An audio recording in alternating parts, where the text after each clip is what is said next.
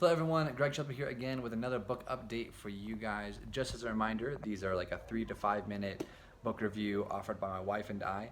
As full-time missionaries, we do a lot of reading and we want to be able to resource people who either are in the ministry or thinking about missions or things like this. So we provide little snapshots for books for people to read. We don't state, our deep theological opinions on them. They're really just a quick synopsis and who we think would be who would benefit from it the most. Now, right now, I'm in Uganda, so if you hear background noises, there's nothing I can do about that. So let's go ahead and jump in. This book that I read was called "Count It All Joy" by Dr. David Jeremiah. It's a good, thick book, but he systematically goes through all of Philippians and really talks about the perspective of having joy in the midst of adversity.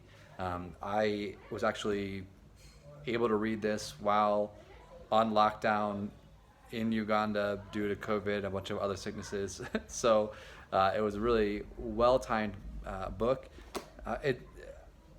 It's really, really straightforward. He will give you a chunk of scripture out of Philippians, and then the next chapter is based off of each of those topics. It's not really like it's not really a commentary. It's really dissecting it and putting it into perspective, and then adding a little bit more to say like how do we challenge the things that hold in our hearts that maybe we are not relinquishing to the Lord or not giving over to Him, things that hold us back from experiencing joy.